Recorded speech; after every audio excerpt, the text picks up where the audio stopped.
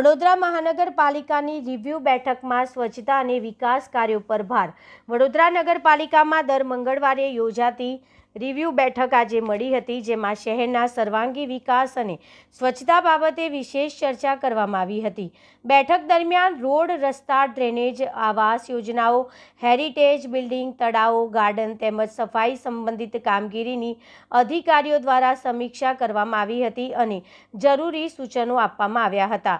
સ્વચ્છતા પર ખાસ ભાર મૂકતા મ્યુનિસિપલ કમિશનરે વોર્ડ ઓફિસર અને સેનેટરી ઇન્સ્પેક્ટરો સાથે બેઠક કરી હતી.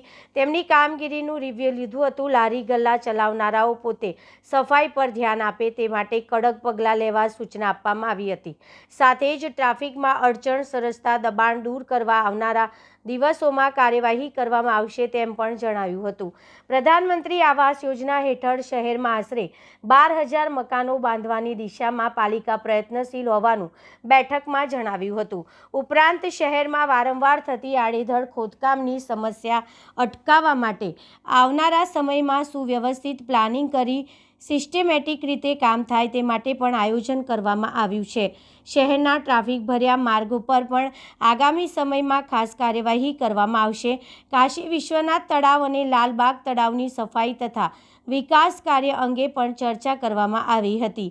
સ્ટ્રીટ વેન્ડિંગ પોલીસ અમલમાં મૂકવા ટાઉન ડેવલપમેન્ટ કમિટીની રચના ટૂંક સમયમાં કરવામાં આવશે, જેથી આ નીતિને ગતિ મળે. આ બેઠકમાં તમામ અધિકારીઓ સાથે વિગતવાર ચર્ચા કરી આવનારા દિવસોમાં વડોદરા શહેરના નાગરિકોને વધુ સારી સુવિધાઓ કઈ રીતે પૂરી પાડી શકાય અને વિકાસ કાર્યો ઝડપથી પૂર્ણ થાય તે અંગે માર્ગદર્શન આપવામાં આવ્યું હતું. આ અંગે વધુ માહિતી મ્યુનિસિપલ કમિશનર અરુણ મહેશ બાબુએ આપી હતી. આજે જે રિવ્યુ મિટિંગમાં સ્વચ્છ સર્વેક્ષણની જે મિટિંગ હતી તે સ્વચ્છ સર્વેક્ષણ બાબતમાં તમામ વોર્ડ ઓફિસર્સની રિવ્યુ મિટિંગ કરવામાં આવ્યું અને સેનેટરી ઇન્સ્પેક્ટર્સની ખાસ કરીને રિવ્યુ મિટિંગ કરવામાં આવી છે. એટલે જે તે વોર્ડ્સ લેવલમાં જે 19 વોર્ડ્સ છે પ્લસ સેન્ટ્રલ 20 જગ્યામાંથી સારા કામગીરી કોણનું છે, સારા કામગીરી કોણનું નથી એના ઉપર પણ ચર્ચા કરવામાં આવી. એમાં ટોપ 10 વોર્ડ્સ અને લાસ્ટ 10 વોર્ડ્સ એમાં પબ્લિકનું ફીડબેક અમે લેવાનું શરૂ કર્યું છે. લગભગ 4 અઠવાડિયામાં 4,000 ફોન કોલ્સ અમે કર્યા છે પબ્લિકને. પબ્લિકથી ડાયરેક્ટ ફીડબેક અમે લેવાનું શરૂ કરી છે. ગલીઓમાં, મેઇન રોડ્સમાં સફાઈ નિયમિત થાય છે કે કેમ, પ્રોપર થાય છે કે કેમ, એ બાબતનું ફીડબેક લેવાનું શરૂ કરી છે, જેથી કરીને વીએમસીના સેનેટરી ઇન્સ્પેક્ટર્સ અને સોલિડ વેસ્ટના ટીમની કામગીરી સારું છે. અને અત્યારે 3 ઝોન્સમાં door to door collection system ચાલુ છે, એની પણ ફીડબેક લેવામાં આવી છે. એક ઝોનની અંદર થોડું ઘણું ખામી હતી, એને પણ ઇમ્પ્રૂવ કરવા માટે એમને તાકીદ આપી છે, જેથી કરીને ઓવરઓલ સિટીમાં સ્વચ્છતા ઇમ્પ્રૂવ થાય એ બાબતનું કામગીરી છે. અને અમે એમને પણ એવું પણ કીધું છે કે આઈસી એક્ટિવિટી કરીને મેક્સિમમ પબ્લિકને જોડીને પબ્લિક ગંદકીમાં જોડાઈને સ્વચ્છ રાખે, સિટીને કે ગંદકી ફેલાવનારને પણ માહિતી આપે એ દિશામાં કામગીરી કરવાનું કીધું છે. આવનારા દિવસોમાં લારી ગલ્લાઓ સિવાય પાન દુકાનો અને ચા દુકાનો જે ગંદકી કરાવે છે એમને ઉપર પણ કડક કાર્યવાહી કરવાની સૂચના આપી છે, જેથી કરીને એમની પણ જવાબદારી બને કે ખાલી વેચાણ નથી કરવું પણ આ જગ્યાને પણ સાફ રાખવાની જવાબદારી છે. એટલે કમર્શિયલ એસ્ટાબ્લિશમેન્ટ, રેસ્ટોરન્ટ્સ, આ બધાનું ઉપર પણ અત્યારે મોનિટરિંગ કરવાની શરૂ કરી છે. જે સંયુક્ત ટીમ બનાવવામાં આવી છે, solid waste, sanitation, health, town planning, encroachment department અને જે તે લેવલના બોર્ડ એન્જિનિયર્સ અને બોર્ડ ઓફિસર્સની ટીમ બનાવવામાં આવી છે. એની કામગીરી પણ આજે રિવ્યૂ કરવામાં આવી છે. સ્ટ્રે કેટલને કંટ્રોલ કરવા માટે લાસ્ટ અમે દરખાસ્ત કરી હતી, સ્ટેન્ડિંગ કમિટીમાં પહોંચી છે. એટલે આવનારા દિવસોમાં દબાણ હટાવો અને જે સ્ટ્રે કેટલ અને સ્ટ્રે ડોગ્સનું જે નિયંત્રણ છે એના ઉપર વધારે ભાર મૂકવા માટે કામગીરી કરીશું, જેથી કરીને અકસ્માતો ના થાય અને લોકોને મરણ ના થાય એ બાબતનું કામગીરી કરવાનું કીધું છે. સાથે સાથે પ્રધાનમંત્રી આવાસ PMAY આવાસની અંદર અત્યારે લગભગ 4 પ્રોજેક્ટ્સ અત્યારે કાર્યરત છે અને આવનારા દિવસોમાં 12 DPR પણ અમે રેડી કરવાના છે.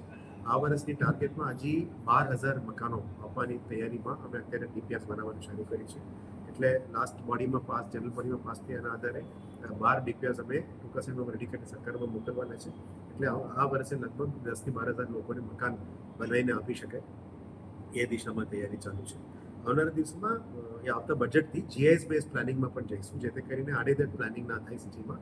GIS લેરિંગ બેઝમાં ઉપર રોડ ઉપર શું આવે છે, રોડ નીચે શું આવવાના છે, તમામ યુટિલિટી ડક્ટ્સ પણ આડેધડ અત્યારે ખોદાણ થાય છે એ બધું બંધ થાય અને GIS લેરથી જ અપ્રૂવ થયા પછી જ ખોદાણનું પરમિશન આપવામાં આવે, જેથી કરીને અત્યારે જે બનેલા રોડ્સમાં અનનેસેસરી ડિગિંગ ના થાય અને અકસ્માતો પણ ના થાય. એટલે GIS બેઝ અપ્રુવલ ઉપર જવાનું પ્લાનિંગ કર્યું છે.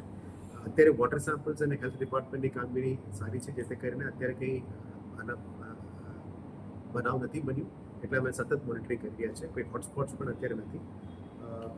આવનારા દિવસોમાં જે પાર્કિંગ બાબતમાં અત્યારે તૈયારીઓ ચાલી રહ્યા છે એમાં પણ દિશા આગળ વધતા 6 રોડ્સ અત્યારે અમે ડિસાઇડ કર્યું છે, જેમાં last time urban કાઉન્સિલમાં Gatishakti university સાથે અમે MOU કર્યા હતા. એ લોકો આ MOUના આધારે ખાસ કરીને સયાજીગંજ ટુ જુપિટર સર્કલ 6 કિલોમીટરમાં લગભગ 10 ઇન્ટરસેક્શન છે, સિગ્નલ અને નોન સિગ્નલ વાઇઝ. એમને આર્ટિરિયલ રોડ અને હાઈ પ્રાયોરિટી વોલ્યુમવાળા રોડમાં કન્સિડર કરીને એની ટ્રાફિક કન્જેશન કેવી રીતે ડીકન્જેસ્ટ કરી શકાય એ બાબતમાં અત્યારે પાયલટ પ્રોજેક્ટ અમે શરૂ કર્યું છે. ગતિશક્તિ યુનિવર્સિટી, આપણે અને university of New South Wales Australia, આ 3 લોકોની સંયુક્ત ઉપક્રમે આ તમામમાં ડીકન્જેશન કેવી રીતે કરી શકાય, સિટી ટ્રાફિક પોલીસ પણ ઇન્વોલ્વ છે, એ અમે પ્લાનિંગ કર્યું છે. નેક્સ્ટ, અરવિંદો આશ્રમ ટુ દિવાલીપુરા રોડનું 3.5 કિલોમીટરનું 5 ઇન્ટરસેક્શન્સ અને સબ આર્ટિરિયલ રોડ્સમાં સેકન્ડ પ્રાયોરિટીમાં લીધેલા છે.